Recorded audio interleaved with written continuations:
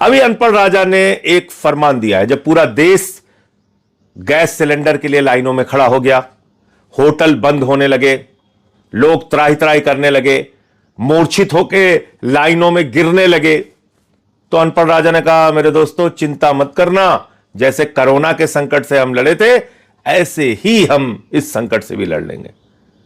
आप समझ पा रहे हैं क्या कहा अनपढ़ राजा ने? कोरोना के संकट में शमशान में लाशें पटी हुई थी।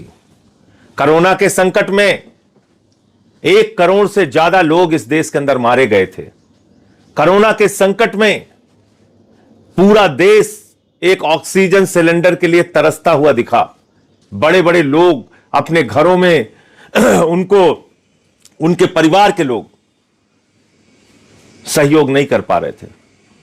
तो मोदी जी आप इस संकट को कोरोना के संकट से तुलना कर रहे हैं, और अभी सारे अंधभक्त और गोदी मीडिया भी कह रहे हैं कि प्रधानमंत्री ने कह दिया जैसे कोरोना से लड़े थे वैसे लड़ लेंगे।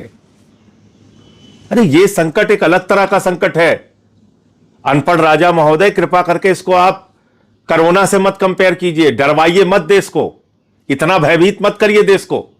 आप विपक्ष के ऊपर, आप तो पूरे देश को ही भयभीत कर रहे हैं। आपका काम ही है डराओ और राज करो, इस देश की जनता को डराओ और राज करो, यही आपका तरीका है। अब आपने इस संकट को कोरोना से तुलना कर दी। यह संकट तो आप लेके आए महोदय।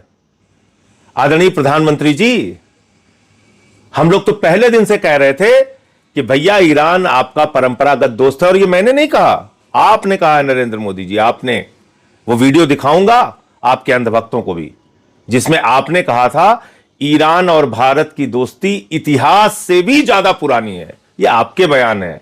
अनपढ़ राजा महोदय, आप गए थे खामेनेई को, जब वो जिंदा थे, उनसे मुलाकात की थी, ऊर्जा क्षेत्र में कई समझौते किए थे, चाबार पोर्ट का समझौता आपने किया था, 12,000 करोड़ रुपए वहां पे इन्वेस्टमेंट किया था आपने, और बाद में अमेरिका के डांटने के बाद, ट्रंप अंकल ने जब आपको डांटा, आपने वो पोर्ट बंद कर दिया, 12,000 करोड़ रुपए हिंदुस्तान का डुबा दिया आपने। आप एक दब्बू बन गए हो, पिछलग्गू बन गए हो। आपकी कोई न सोच है न कोई विदेश नीति है। यह संकट आपने पैदा किया, क्योंकि देश की आम जनता को तो यह बात पता नहीं, आपको पता थी कि हार्मोज का समुद्री मार्ग, जिस मार्ग का 60-70% हिस्सा ईरान के कब्जे में है, ईरान में आता है, उसी रास्ते से हिंदुस्तान का 60% कच्चा तेल और 50% गैस आती थी। तो उस ईरान देश से आपको अपने रिश्ते बिगाड़ने की क्या जरूरत थी, जिसको आप खुद कहते थे कि वो इतिहास से भी पुराना हमारा दोस्त है। आपने खुद ने 2024 में जब वहां के ईरान के राष्ट्रपति मारे गए, तो आपने राष्ट्रीय शोक घोषित किया। मोदी जी, आपने राष्ट्रीय शोक घोषित करने के साथ साथ पार्लियामेंट के अंदर, देश के सर्वोच्च सदन में शोक का प्रस्ताव पारित कराया। और यहां युद्ध के 2 दिन पहले इजराइल चले गए आप, एप्स्टीन फाइल्स पकड़े जाने के बाद। एप्स्टीन फाइल्स का दबाव है आपके ऊपर, हम लोग समझ सकते हैं, लेकिन उस एप्स्टीन फाइल्स के चक्कर में आपने पूरे देश को संकट में डाल दिया। मैं फिर दोहरा रहा हूं, आपको पता था हार्मोज समुद्री मार्ग से ही 60% हिंदुस्तान का कच्चा तेल और 50% गैस आती थी। आपने ईरान से जानबूझ के अपने रिश्ते बिगाड़े और देश को आज गैस के संकट में लाइनों में खड़ा कर दिया। होटल बंद हो रहे हैं, मोरवी के अंदर टाइल्स की फैक्ट्री बंद हो रही है, तमाम जगह की, पूरा देश परेशानी में, संकट में खड़ा हो गया। और 13 दिन के बाद, क्योंकि आपको तो लगा था कि अमेरिका और इजराइल मिलकर एक ही दिन में ईरान को उड़ा देंगे, उसके बाद आप फिर नाचेंगे उनके साथ मेडल पहन के। एक फर्जी मेडल जो आपको पहनाया था इजराइल वालों ने, इस देश की जनता को पता होना चाहिए वो पुरस्कार पहले था ही नहीं, मोदी जी के लिए वो पुरस्कार बनाया गया था, फर्जी मेडल वाला, और गले में डाल दिया। अब मोदी जी उछल के चले आए यहां पे, बोले युद्ध शुरू करो अंकल जी।